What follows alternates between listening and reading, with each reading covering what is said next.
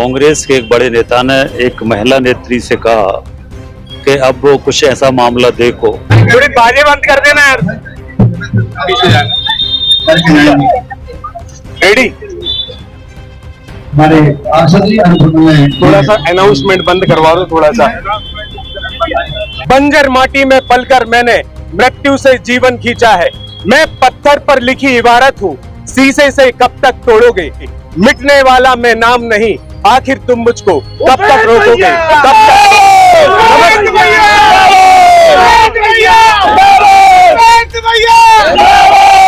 नमस्कार।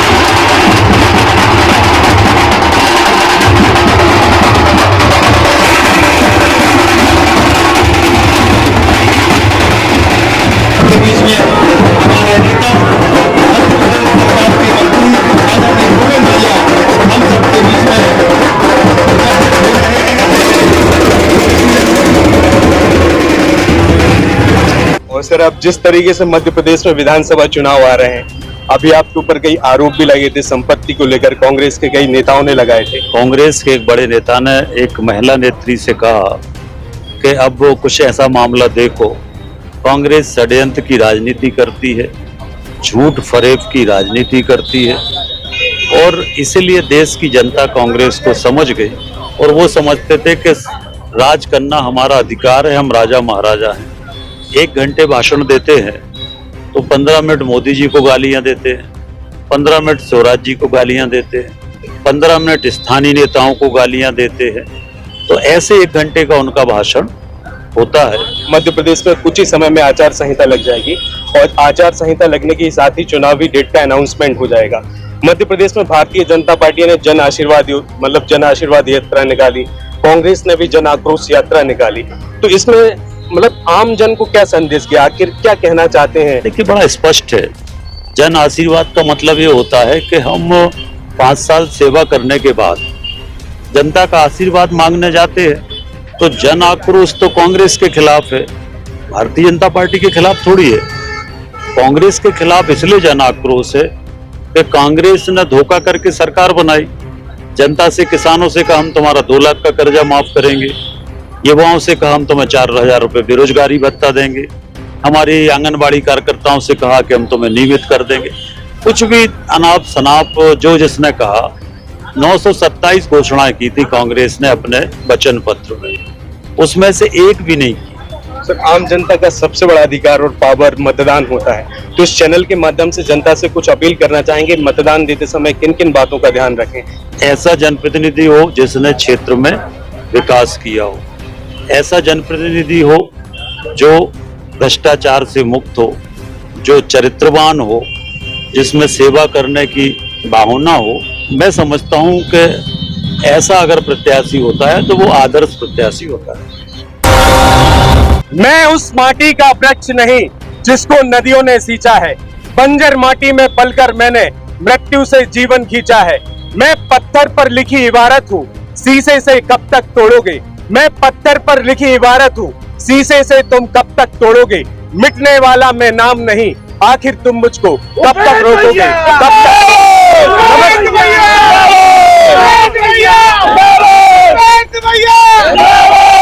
नमस्कार, मैं हूं आपके साथ में भूपेंद्र सिंह और आप रिपब्लिक सागर मीडिया की आज एक स्पेशल रिपोर्ट देख रहे हैं। मध्य प्रदेश में कुछ ही समय में विधानसभा चुनाव है और इसी स्थिति में इंडिया की स्मार्ट सिटी सीरीज में मध्य प्रदेश को प्रथम पुरस्कार मिला है, जो प्रथम पुरस्कार माननीय मंत्री भूपेंद्र सिंह जी को देश की महामहिम राष्ट्रपति के द्वारा सौंपा गया है। आज हमारे साथ में मध्य प्रदेश शासन के कैबिनेट मंत्री माननीय भूपेंद्र सिंह जी। आज हम उनसे रूबरू होंगे कि इस खिताब को मिलकर वो कैसा महसूस कर रहे हैं। सर, बहुत बहुत स्वागत है आपका हमारे इस चैनल में। बहुत धन्यवाद। सर, जिस तरीके से ये स्मार्ट सिटी का खिताब मिला है मध्य प्रदेश को, इसका क्रेडिट आप किसको देना चाहते हैं? देखिए, इसका क्रेडिट जो है वो माननीय मोदी जी और स्वराज जी और भारतीय जनता पार्टी की सरकार, उनको ये क्रेडिट। और सर, अब जिस तरीके से मध्य प्रदेश में विधानसभा चुनाव आ रहे हैं, अभी आपके ऊपर कई आरोप भी लगे थे संपत्ति को लेकर, कांग्रेस के कई नेताओं ने लगाए थे। अभी लोकायुक्त की एक जांच आई है जिसमें आपको क्लीन चिट मिली है, इसके बारे में क्या कहें? देखिए, कांग्रेस लगातार मेरे खिलाफ लंबे समय से षड्यंत्र कर रही है। कांग्रेस को ये लगता है कि मेरे से उनको दिक्कत है और इसलिए षड्यंत्र करके लोकायुक्त में शिकायत की। शिकायत में मुझे क्लीन चिट मिली और नए नए षड्यंत्र कांग्रेस के लोग करते रहते हैं। मुझे जानकारी मिली कि कांग्रेस के एक बड़े नेता ने एक महिला नेत्री से कहा कि अब वो कुछ ऐसा मामला देखो। इस तरह से कांग्रेस को ये लगता है कि किसी भी तरह से इनको घेरा जाए। कांग्रेस स्वस्थ लोकतंत्र में विश्वास नहीं रखती है। कांग्रेस षड्यंत्र की राजनीति करती है, झूठ फरेब की राजनीति करती है और इसलिए देश की जनता कांग्रेस को समझ गई और ये हालत कांग्रेस की देश में हो गई। तो ये जो चरित्र हनन की राजनीति है, ये कांग्रेस का इतिहास रहा है। कांग्रेस ने हमेशा तानाशाही के साथ सरकार चलाई है। आपातकाल इसका उदाहरण है। कांग्रेस के लोग अपने आप को राजा महाराजा समझते थे और वो समझते थे कि राज करना हमारा अधिकार है, हम राजा महाराजा हैं और वो जनता को एक गुलाम के रूप में वो मानते थे। तो ये जो राजसी मानसिकता है, ये जो विदेशी मानसिकता है, ये उसका परिणाम है कि सत्ता ना मिलने से आज कांग्रेस लगे तरह तरह के षड्यंत्र करने का काम। कभी विकास की बात कांग्रेस नहीं करती। चुनाव विकास के लिए होते हैं।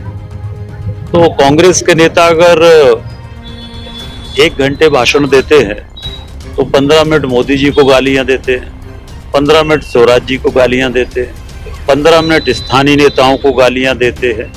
तो ऐसे 1 घंटे का उनका भाषण होता है। तो ये कांग्रेस का चरित्र। अब सर एक सवाल और पूछना चाहता हूँ। मध्य प्रदेश में कुछ ही समय में आचार संहिता लग जाएगी और आचार संहिता लगने के साथ ही चुनावी डेट का अनाउंसमेंट हो जाएगा। मध्य प्रदेश में भारतीय जनता पार्टी ने जन आशीर्वाद यात्रा निकाली, कांग्रेस ने भी जन आक्रोश यात्रा निकाली। तो इसमें आम जन को क्या संदेश दिया, आखिर क्या कहना चाहते हैं जन आशीर्वाद माध्यम से और जन आक्रोश माध्यम से, दोनों का क्या संदेश है सर? देखिए, बड़ा स्पष्ट है। जन आशीर्वाद का मतलब ये होता है कि हम 5 साल सेवा करने के बाद जनता का आशीर्वाद मांगने जाते हैं और जनता का आशीर्वाद भरपूर हम लोगों को सब जगह मिला है।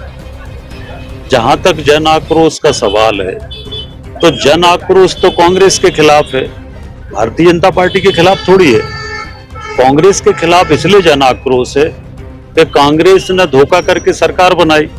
जनता से, किसानों से कहा हम तुम्हारा 2 लाख का कर्जा माफ करेंगे, युवाओं से कहा हम तुम्हें 4,000 रुपए बेरोजगारी भत्ता देंगे, हमारी आंगनबाड़ी कार्यकर्ताओं से कहा कि हम तुम्हें नियमित कर देंगे। कुछ भी अनाप शनाप जो जिसने कहा। 927 घोषणाएं की थी कांग्रेस ने अपने वचन पत्र में, उसमें से एक भी नहीं की। तो धोखा उन्होंने जनता को दिया। तो जन आक्रोश तो कांग्रेस के खिलाफ है और उसका उदाहरण मिल गया था कि जब 28 विधानसभा के उपचुनाव हुए थे तो उसमें कांग्रेस साफ हो गई थी। तो सीधा स्पष्ट है कि जन आक्रोश कांग्रेस के खिलाफ है। भारतीय जनता पार्टी को तो आशीर्वाद मिल रहा है और ये इसका परिणाम जब आएगा तब पता चल जाएगा कि जनता का आशीर्वाद किसके साथ। सर, आम जनता का सबसे बड़ा अधिकार और पावर मतदान होता है। तो इस चैनल के माध्यम से जनता से कुछ अपील करना चाहेंगे, मतदान देते समय किन किन बातों का ध्यान रखें या जनप्रतिनिधि चुनते समय किन किन स्वरूपों को? सर देखिए, प्रमुख रूप से हम अगर देखें तो मैं ऐसा मानता हूं, मैं अगर एक आम नागरिक के दृष्टि से सोचूं या आम मतदाता की दृष्टि से सोचूं, तो सबसे पहले तो ऐसा जनप्रतिनिधि हो जिसने क्षेत्र में विकास किया हो, ऐसा जनप्रतिनिधि हो जो भ्रष्टाचार से मुक्त हो, जो चरित्रवान हो, जिसमें सेवा करने की भावना हो, ऐसा जनप्रतिनिधि हो और जिसकी पार्टी एक विचारधारा से, राष्ट्रीय विचारधारा से ओतप्रोत हो, जो देश के बारे में सोचती हो। मैं समझता हूं कि ऐसा अगर प्रत्याशी होता है तो वो आदर्श प्रत्याशी होता है। सर, बहुत बहुत धन्यवाद चैनल के साथ।